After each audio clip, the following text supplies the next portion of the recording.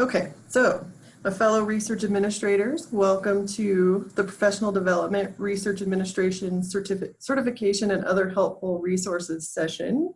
I wanted to wish you guys a happy belated Research Administrators Day. I hope you had a big party and celebrated. I know I did by taking a nap.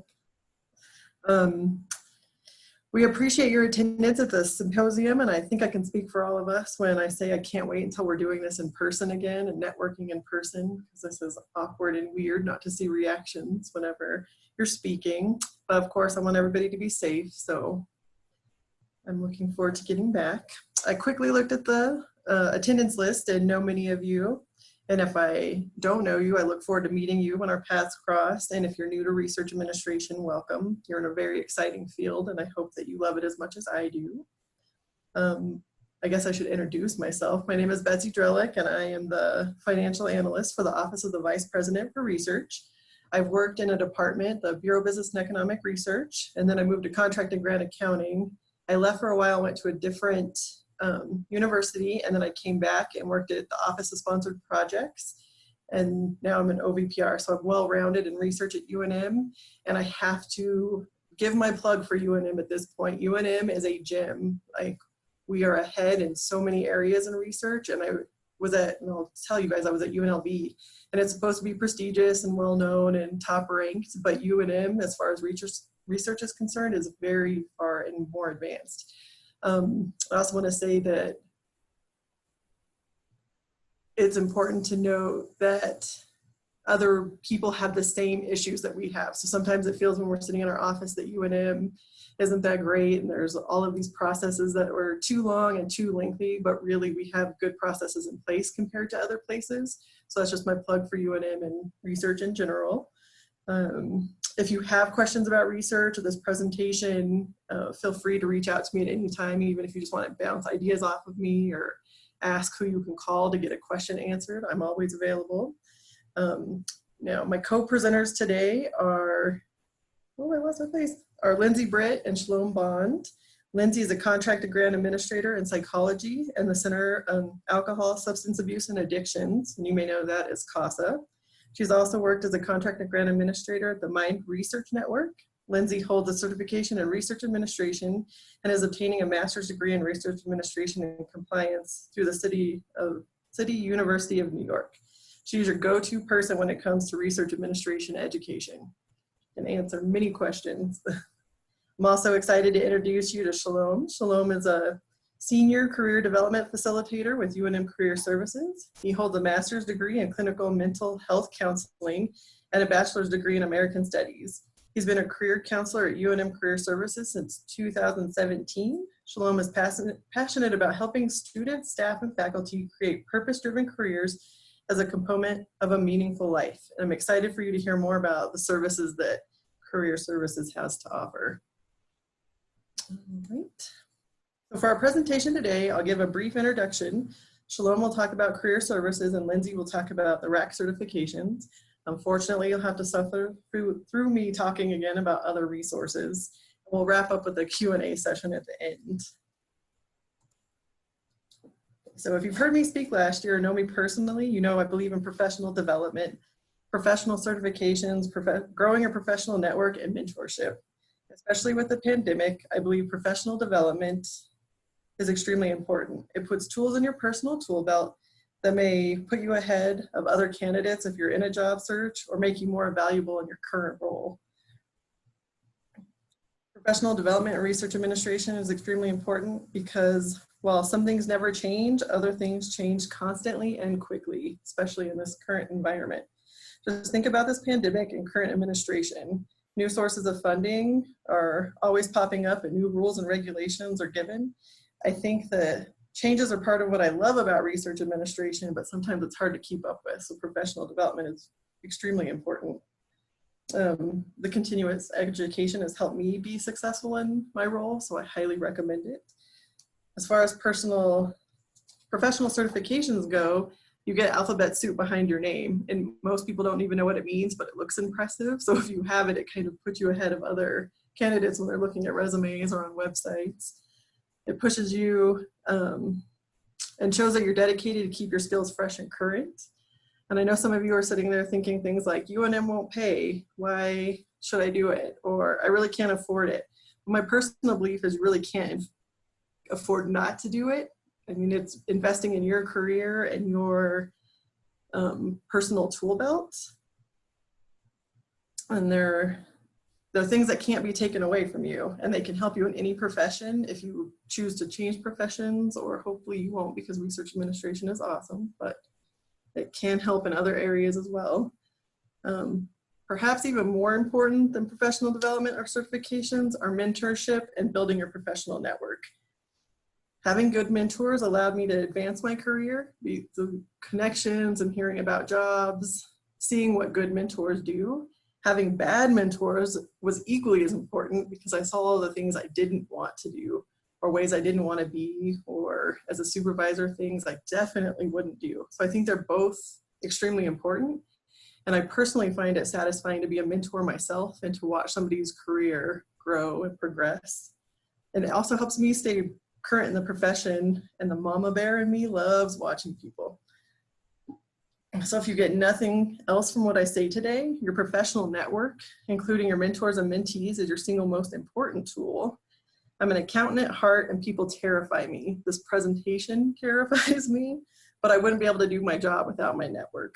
I lovingly call it my productive underground, and that's the people at UNM that I can call no matter what's happening. They know the quirks in the system, they know the different rules, they know who created the rules or why they exist, and they just help me navigate through my day. And so I love and cherish my network, and I try to maintain it as much as possible, which is kind of hard to do during COVID. So send out those emails if you're thinking about people, because it's really helpful to know that you're still needed during this time. So things that you can do to grow your network, attending this symposium is a great start. There's also the Research Administrators Network, or the RAN network, that helps you helps introduce you to other research administrators, and they can answer questions about specific problems you have. Somebody on campus has probably seen what you are going through or looking at, so it's just finding the right people that can help you answer the questions. My favorite answer to anything in higher education is it depends. So you have to know, can I charge it on this grant? Well, if it's fixed price, probably, but if it's cost reimbursable, maybe not. So you just have to know who to ask and different things that you can do. But the answer is usually yes, it just depends on how you can do it. So I find the network extremely important for that. You work at a university, so use that tuition remission, get that continuing ed. People will be taking classes and they'll be like-minded, things that you're interested in, they're also interested in. So that's a way to grow your network. Join committees around campus. That's a great way to get to know other people. The thing I really love about research administration is we see everything from cradle to grave. So you aren't just doing accounts payable all day or accounts receivable all day. You have to know everything. So you get to know the whole university and a lot of people at the university, which is unique about research administration. So then later I'll talk about professional organizations that you can join, so I won't touch on that. But one last thing before I hand this off to Shalom is that every day is different for me. Like I said, it's cradle to grave. You get to see a project from the beginning to the end. We get to be part of research that really changes and impacts Americans and people internationally. It's just a great profession to be in. If you're new, welcome. Normally I would ask people how long you've been in research administration, but it's a little hard to do in this platform. But really use this group, people in this group, to connect to, use the RAN network, call people like OSP, contract and grant accounting, get to know the people that you work with daily. And then I hope you're as passionate about research administration as I am, really. And now I'm going to hand off the presentation over to Shalom. We'll talk about an amazing career service here at UNM. All right, thank you so much, Betsy, for that excellent intro, and thank you, Tabitha, for moderating for us today, and thanks to all of you for being in our session. I'm really excited to have the opportunity to talk to all of you. So just like Betsy said, oh, and Tabitha just shared in the chat a handout I'm going to mention, so I'll come back to that in a moment, but you might have seen that pop up like I just did. So just like Betsy said, I'm here to talk to you all today about different ways that career counseling and career services can support you. So I'm a career counselor. That means I'm a licensed mental health counselor specializing in career development, and that applies to our whole team. So we really bring a holistic lens to career. We know that you are a person, not a robot, right? And hopefully all of you, or many of you, are as passionate about your work as I know Betsy is, and as I know I am. But no matter how passionate you are, right, we know it's only one component of who you are. And career really has to work for you holistically as a person, right? For every aspect of your life. So let me tell you a little bit about career services and some ways we might be able to support you.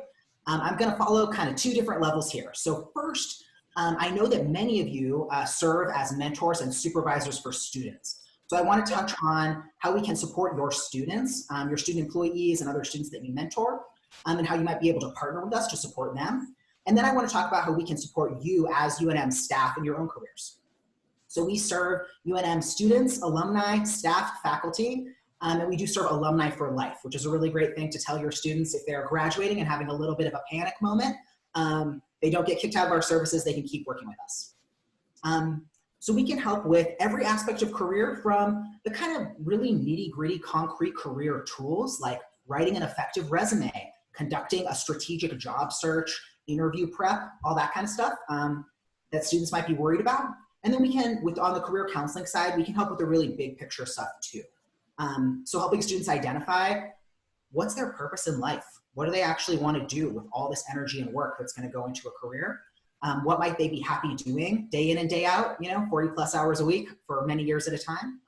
And on that side, we offer some really great assessments and other activities that can be really, really helpful for that career exploration piece. So I hope that you will, as mentors, just like Betsy said, you're playing such an invaluable role in supporting students' careers. Betsy is absolutely echoing our line about the importance of networks and mentors. So you're playing this incredibly crucial role in students' development that we know is a life-changing role. So in your capacity as a mentor and supervisor, as we see students have career stuff come up, we hope that you'll just remind them that we exist and we're here for them. Whether it's getting another pair of eyes on their resume, or if they're feeling a little lost, that's a great time to come and see us and really get some support to really explore and get them on a path that they're going to really feel good about. So that's the student side. And we also offer career fairs and hiring events and all kinds of stuff like that too. So if they want to meet employers, grow their network, looking for a job, all that kind of thing. All our services are also available to you as staff. Because we serve faculty and staff in Alumni for Life, we do understand human development and career development across the lifespan. So sometimes staff come and see us and they're a little worried, oh, this is only going to be like, geared towards a typical college sophomore or something. But we really have a lot of expertise we can share with you about career development at every stage of lifespan. We even work with folks around retirement planning. How do you still have a sense of purpose and work when transitioning to retirement? So it's really every single step of the way. We encourage professionals at every moment of their career to, once in a while, come get a career checkup. Your career is a really, really important part of your life. It's a really, really important component of your mental health. So it's totally worth it, just like you would for, maybe for your physical health, right? To come and get a checkup and just check in. Are you where you want to be? Where do you hope you'll be maybe 5 years from now, right? And how can we help you get there? Whether that's maybe you want to advance in your career, maybe you want to pivot and to a role that brings in some new components that are exciting to you. Maybe you're looking to create a greater work-life balance and not sure how to do that. So really anything about your career we can support you with. Our services are free and confidential. I know that's just an important thing for everyone to know, right? So it is career counseling, so it's confidential, just like any counseling service. So yeah, you're also going to come and check in with us. I'm just going to highlight a few of the things on the slide to make sure that I address them. So again, career development and career transitions. So for yourself or for your students, moving forward and where you want to be. Work-life balance, exploring options in your career, goals and strategies. So oftentimes, you might have had a goal, a few years ago, and maybe now you're living that goal, right? Which is amazing. But maybe you're wondering about what's the next goal, right? And how do you lay the groundwork for that? And so we can help you think very strategically about that. Negotiation, so like negotiating a salary if you're accepting a new position or negotiating for a raise. Those are things we can talk to you about. Again, assessment. So we offer, for example, the Myers-Briggs personality assessment, which is a really neat, just different way to explore career. And then all the like kind of nitty-gritty practical stuff. So CV and resume, job search, interview prep.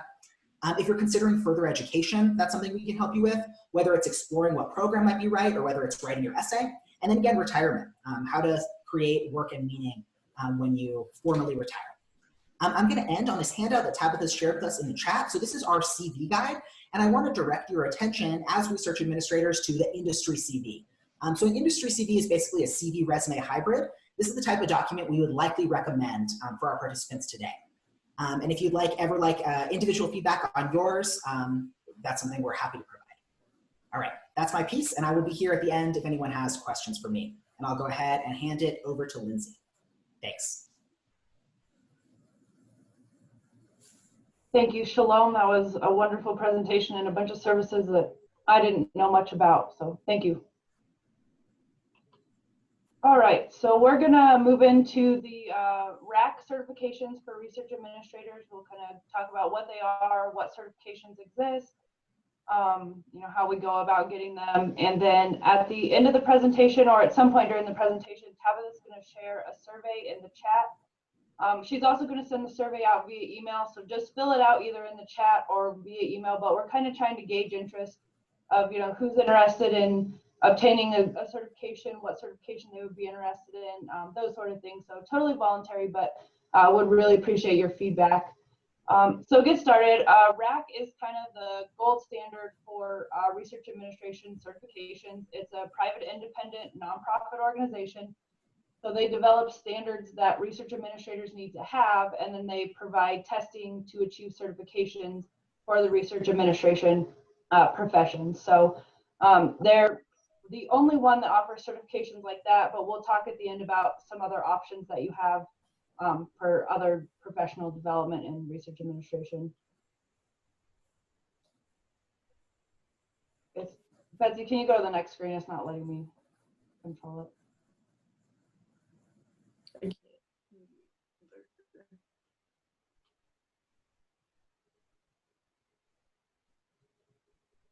Ooh, you're controlling my computer now. I am? Oh, that's awesome. Sorry, everyone.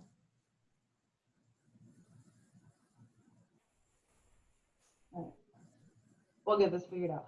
All right. So why get certified? I know everybody's thinking, I've got enough on my plate. It's hard enough just to do my own job. You know, why go get these extra certifications? So really it is professional recognition. You know, we work with PhDs all the time, and this is one way that we can have certification in our own area to hold some credibility. And, you know, we do know what we're talking about, and we're telling you this for a reason. Personal satisfaction, I know for me, that's one of the biggest reasons I wanted to get certified, is that, you know, I enjoy learning. I enjoy, you know, knowing what I'm talking about and being able to show that through certification. As we talked about, it's an indicator of expertise. There's some increased opportunities for employment. So more and more the research administration profession is moving towards requiring CRA, CPRA, or CFRA certifications for their applicants. So not only are those applicants who have those certifications given top priority, but sometimes that's a qualification for even applying for the job. So it does help. Advancement opportunities, increased credibility, as we talked about, and then serve as a role model for other people. You know, you can champion that it's really important to get, and kind of encourage other people to get certified as well. The better certified we are, you know, as a research enterprise at UNM, you know, the more credibility we hold. So I think it's important to serve as a role model for other people. All right, so through the RACC program, there's 3 different certification options, and we'll talk about each one in the following slides. So there's the CRA, the CPRA, and the CFRA, and each certification kind of addresses different parts of research administration. So you are able to get all 3. You can get just 1, you can get 2, it doesn't matter. You're able to hold all 3 at one time, so I think that's important to know. So the first one we're going to talk about is the Certified Research Administrator certification. So this is broad research administration. This deals with pre-award, post-award compliance, and grants management. So the test is not specifically one area. As you can see, of the 250 test questions, they're broken out into, you know, parts and pieces. There's certain questions on certain topics, but what's tricky about studying for the CRA is you have to know a lot of topics, not necessarily in depth, but you have to know a lot you have to know a little about everything in order to be successful on the test. So that's the CRA. This is one of the most common certifications that they're requiring for job applicants in the research administration profession now. And I think because they want people to be pretty well-rounded in research administration. So this is one that they're requiring more and more. The Certified Pre-Award Research Administrator, this is the certification that I hold simply because I don't really like post-award. It kind of makes my head hurt. So I got the CPRA because while it, it still shows expertise, but I didn't have to worry so much about the post-award part. As you can see, this exam is pretty much pre-award compliance and grants. So there are human subjects, export controls, some terms and conditions on contracts, like the Bayh-Dole Act there was a few questions on my exam about that. The questions change every certification period. So studying for this one is a little bit easier than studying for the CRA because you really only have to focus on pre-award compliance and grants management issues. You can kind of take the post-award piece out of studying for it. And then the final certification that they have is the Certified Financial Research Administrator exam. I think you can all guess that this is primarily post-award topics.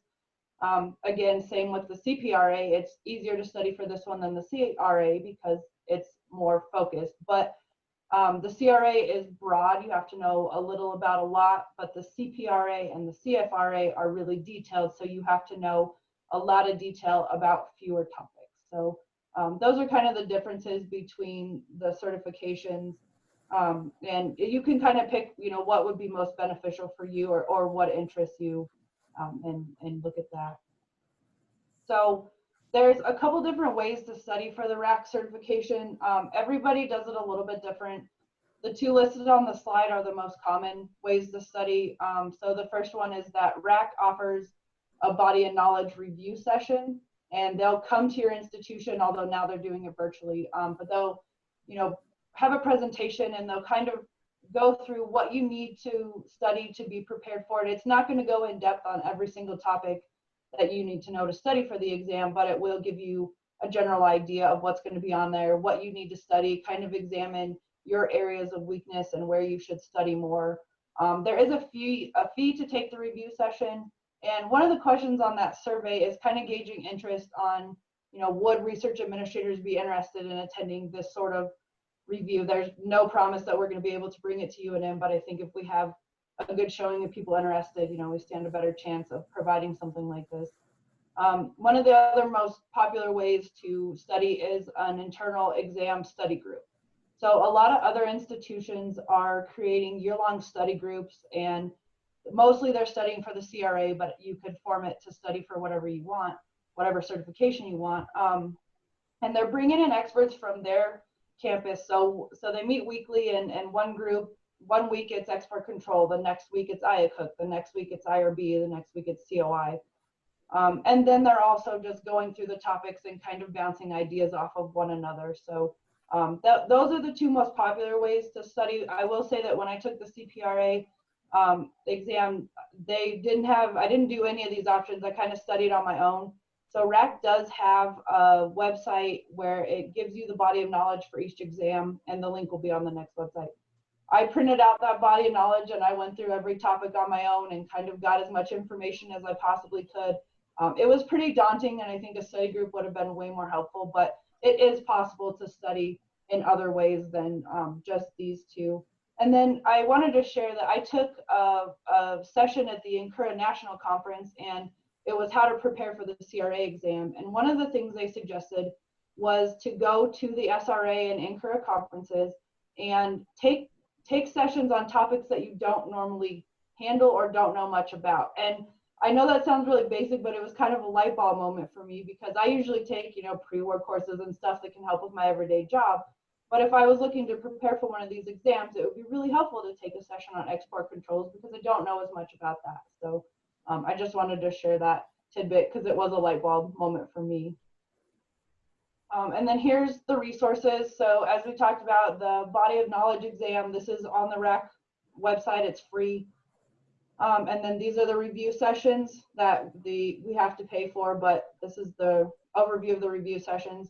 there is a practice exam. It's not as helpful. It'll give you a general idea what the questions will look like, but not as, it's pretty short, so don't use it to study for the exam, certainly. And then attending the NCURA and SRA meetings.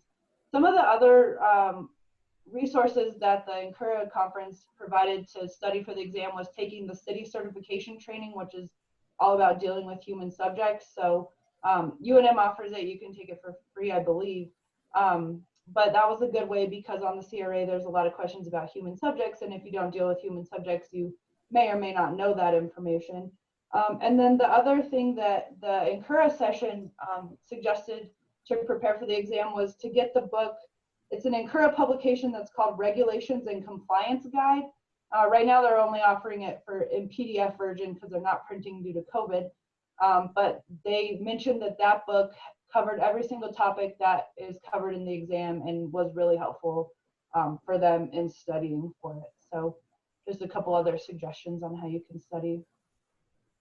And then, so this part's Betsy's, but I think the other thing that I wanted to mention is that, so there are these CRA certification, the RACC certifications, but there are more and more research administration master's programs popping up all throughout the country. So as Betsy mentioned, I'm doing the University of New York's Research Administration and Compliance program. It's a 2-year program. It's taking me 2.5 years. I'm finally in my practicum semester, so I will be graduating in December. But it has been a wonderful program to get a wide overview of all of research administration. And I think while it's a really long way to study for a CRA or CPRA or CFRA exam, it was really helpful in preparing me because I'm taking semester-long courses on a bunch of different topics in research administration. Right now, so Johns Hopkins University has a program, CUNY, the one I'm taking, has a program, University of Central Florida has a program, and Emmanuel College has a program. So if you're interested in getting more information about that, feel free to contact me. I can really only talk about CUNY's because that's the only one I have experience with, but more than happy to share ideas and go back and forth with you. So that's all I have. I'll turn it back over to Betsy. All right, thanks, Lindsay. And I'm going to plug the CRA as well. I came back to UNM, and in the staff meetings, we were practicing CRA questions, and everybody was talking about getting the CRA, and I didn't want to be the only person without it. So after 8 years away from UNM and 10 years away from research, I took and passed the CRA. And so like Lindsay, I printed the body of knowledge and I just went into the links and I just started learning about everything that was in there. I found some practice tests online, and also there is an app called Study Blue, and it has CRA federal acts and regulations, and it's like flashcards, and it has like all of the Bayh-Dole Act and everything, and I just used that to learn the different acts and things, and it was enough information to pass the exam.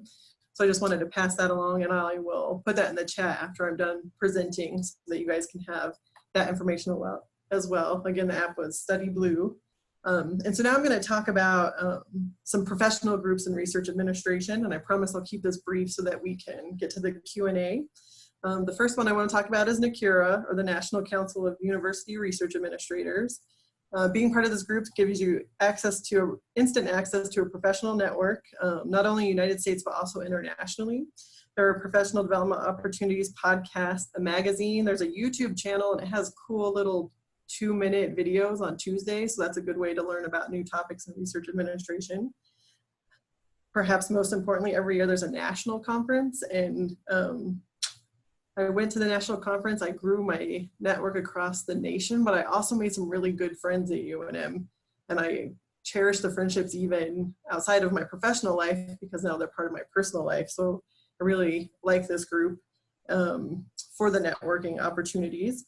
So Lindsay reminded me, you still have control, Lindsay? Can you take it back? Okay, there we go. So Lindsay reminded me that there's a regional meeting coming up. We are Region 7, and our mascot is the jackalope. So they do wear the jackalope heads. If you go to the national conference or any of the regional conference, you can get your picture taken with funny hats and have fun with different people. This group allows you to network a little closer to home with states with similar similarities to ours. The regional meeting this year is November 17th through 19th. Members and non-members can attend. It's only $50 this year. So normally it's a lot more and you have to travel somewhere. So this is a great way if you're new or you just want to refresh or meet people. It's a good and cheap way to attend this year because it's virtual. So thank you, Lindsay, for reminding me about this. And these slides will be posted online. So if you want the website link, it'll be available after the presentation. So another group is the National Organization of Research Development Professionals, or NORDP. And while NCURA is the whole research picture, NORDP focuses more on pre-award and research development side. So many of our FRSOs here at UNM are members of this group and find the membership extremely helpful. They also have networking conferences. And if you focus on professional development or the pre-award side, this conference or this group may be a little bit less overwhelming than NCURA. And the last of what I call the big three is the Society of Research Administrators International, or SRAI.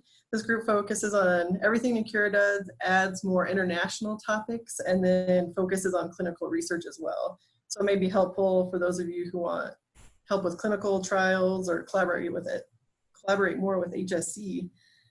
And it has great professional development programs. It has certifications as well, but not like professional certifications where you'll get letters after your name, but classes that you can take and get certified in a certain area. So it's also a great group to help research administrators. And then finally, here's a list of additional organizations that Monica Fischel asked me to provide. Monica is a Faculty Research Support Officer, or FRSO, in the Faculty Research Development Office, or FRODO. I personally don't know a lot about these groups, but I'm always glad to share additional knowledge that can help people. So just on this next slide, it's going to be the links to those ones that I mentioned on the previous slide. And Monica also wanted me to point out that the local and regional chapters and the meetings are ways to get your network built closer to home, so people dealing with more of the same types of things that we're dealing with here at UNM. And so now you don't have to listen to me talk anymore unless you ask me a question, and I will open it up for questioning. If you all can let me know if you have a question by raising your hand or letting me know in the chat box. See, Jessica, it looks like you have a question. Did you want to go ahead and unmute yourself and ask? I read it in the chat, so I can go ahead and cover it. So you guys are going to have to hear me talk more. So Jessica's basic question is, if there's a large interest for RA certification of all types, will UNM get career ladders in place? And so honestly, I think it's going to take a little while, but as part of the NCURA peer review that Dr. Lopez talked about this morning, this was mentioned. And so I know it is being looked at. How quickly it'll happen, I don't know, but I also want to say, if you guys are interested in a study group, I still have all of my materials and I'd be glad to attend a first meeting and start it off or offer anything like that.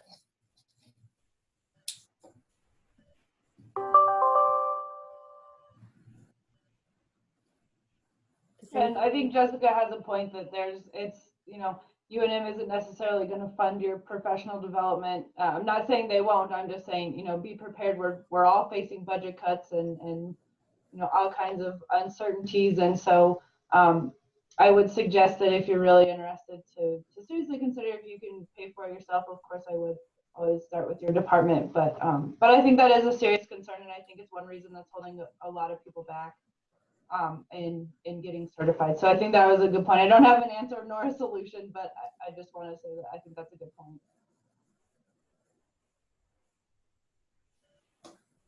It looks like there's another question for you, Lindsay.